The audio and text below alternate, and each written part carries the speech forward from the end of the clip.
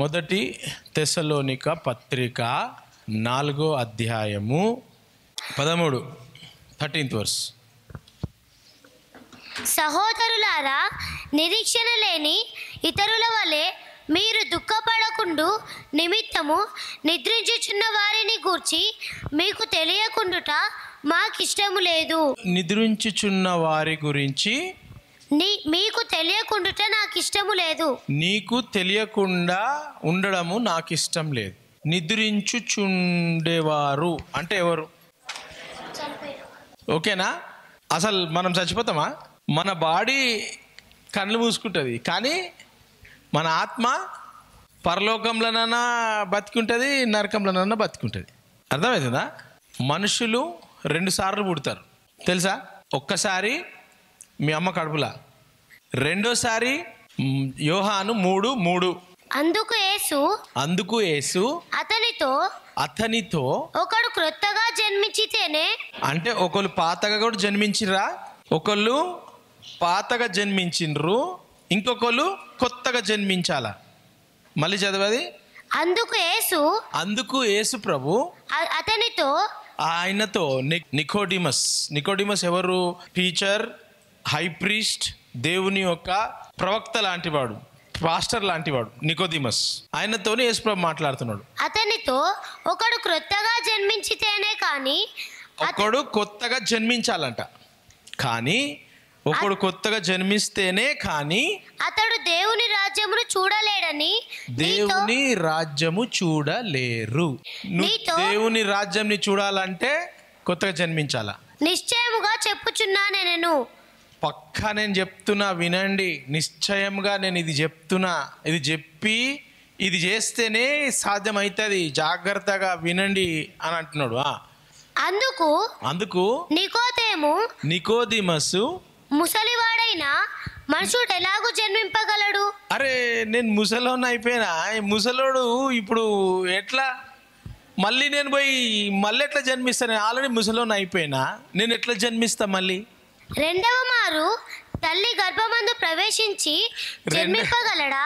రెండోసారి మళ్ళీ అమ్మ కడుపులో పోవాలనా అని ఆయనను అడగగా యేసు ఇట్లా నేను ఒకడు నీటి మూలముగాను ఆత్మ మూలముగాను జన్మించితేనే గాని దేవుని రాజ్యములో ప్రవేశింపలేడని నీతో నిశ్చయముగా చెప్పుచున్నాను. ఎట్లా జన్మించాలంట? నీటితో ఆత్మ మూలంగా. ఒకసారి ఎట్లా జన్మిస్తాం మనము?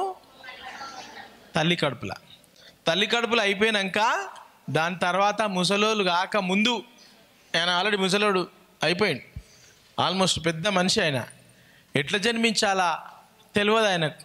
కాబట్టి ఆయనకు ఏమంటున్నాడు అంటే, నువ్వు రెండోసారి జన్మించాలా, దేవుని రాజ్యంని చూడాలా అని అంటే నువ్వు రెండోసారి పుట్టాలా.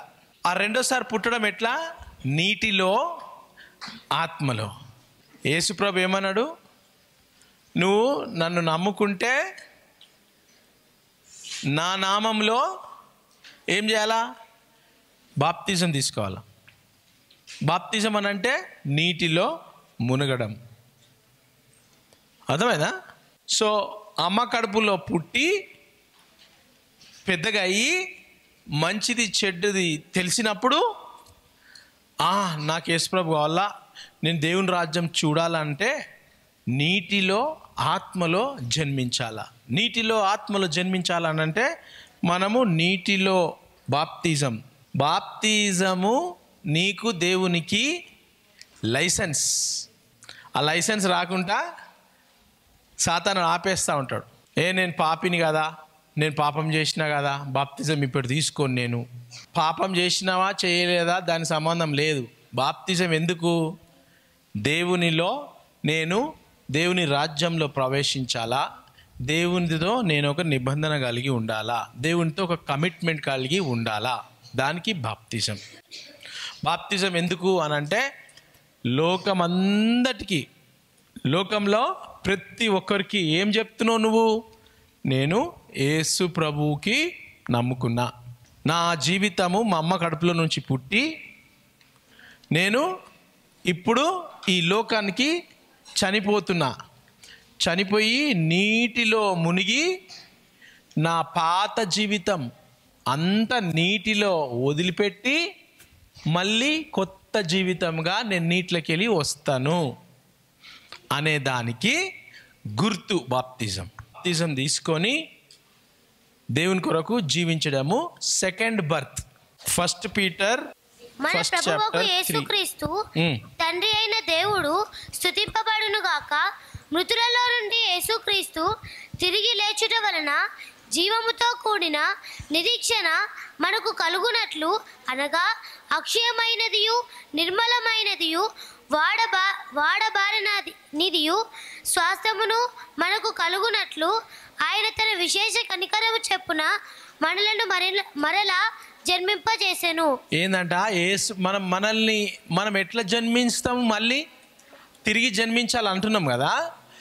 ఈ వచనం 3వ వచనం ద్వారా first Peter 1st chapter 3rd verseలో ఏమంటుంది? యేసు ప్రభు మృతులలో నుండి చనిపోయి మళ్ళీ లేచి తిరిగి లేచుట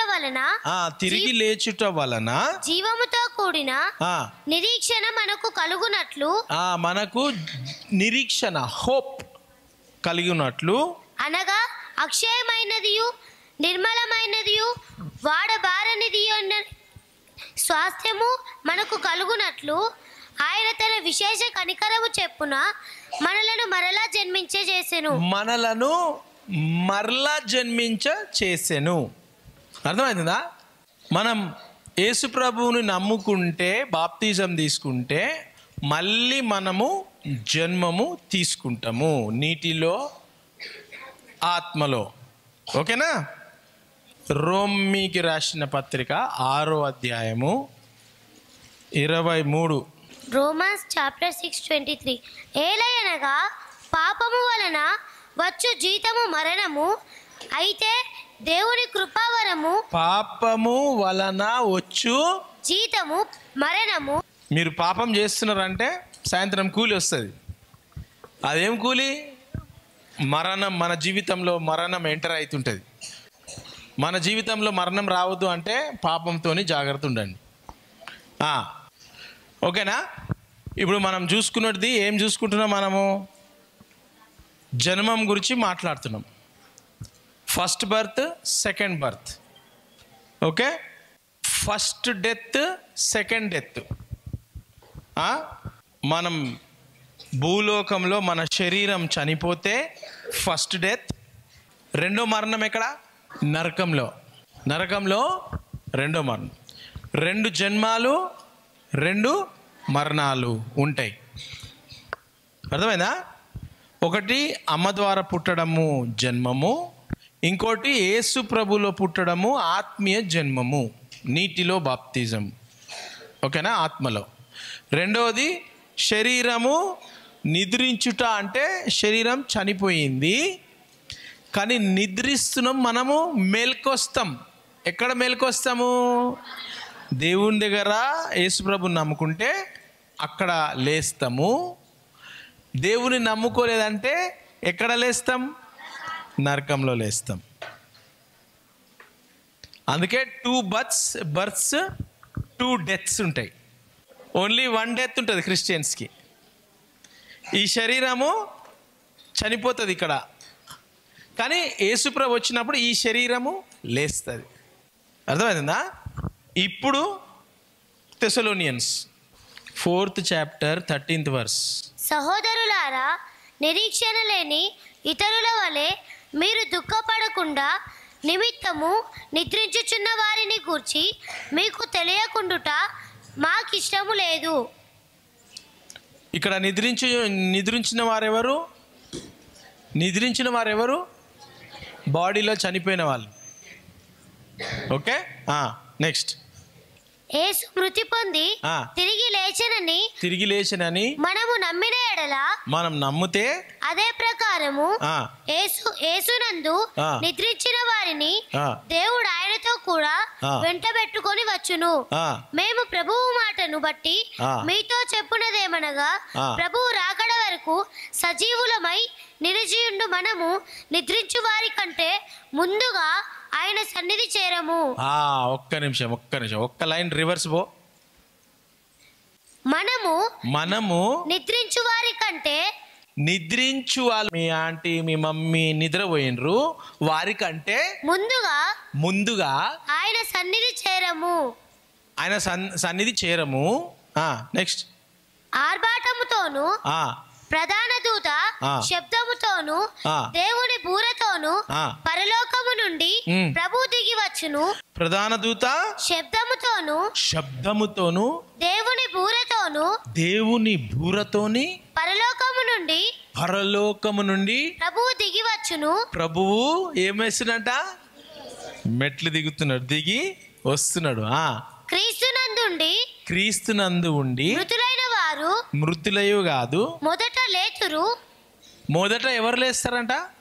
ఎవరెవరైతే యేసు ప్రభువుని నమ్ముకొని నిద్రించిండ్రు, భూమిలో ఉన్నారో వారు మొదట లేతురు. ఆ మీదట సజీవులమై నిలిచియుండు మనము. ఇప్పుడు మనం ఏం చేస్తున్నాం? తక్కువ యేసుప్రభు వచ్చేసింది అనుకో. ఇప్పుడు యేసుప్రభు వచ్చేస్తే ఏమవుతుంది? శవాలు అన్ని ఇట్లా లేచి ఇట్లా పోతుంటాయి మీదికి. ఏంద్రా ఇవన్నీ ఇట్లా పోతున్నాయి ఏంద్రా అని చూస్తూ ఉంటాం మనం. అరే రే మమ్మీ మమ్మీ మమ్మీ అంటాం. అరే చల్లబోతుంది. ఫస్ట్ వాళ్ళందరూ యేసుప్రభుని నమ్ముకొని చచ్చిపోయిన వాళ్ళందరూ ఫస్ట్ లేచి ఆ యేసుప్రభు దగ్గరికి వెళ్ళిపోతారంట. దాని తర్వాత ఆ మీదట సజీవులమై, మనమంతా బతికున్నోళ్ళం, మీరంతా బతికుర్రా?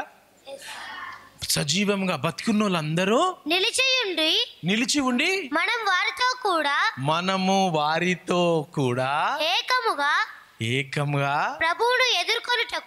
ప్రభువును ఎదుర్కొనుటకు ఆకాశ మండలమునకు మేఘముల మీద కొనిపోబడుదుము.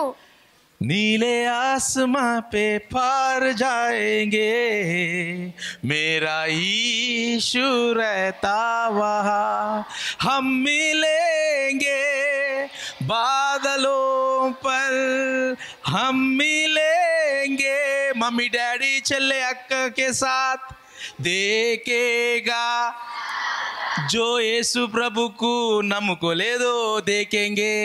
अर्थమైందా? నెక్స్ట్, కాగా మనము సదాకాలము ప్రభుతో కూడా ఉందుము. సదాకాలము నీతోడే వించెదను యేసయ్యా. చూస్తురా? ఇక సదాకాలం ఇక ఫినిష్, ఏ రెస్పాన్సిబిలిటీ ఉండదు. అర్థమవుతుందా?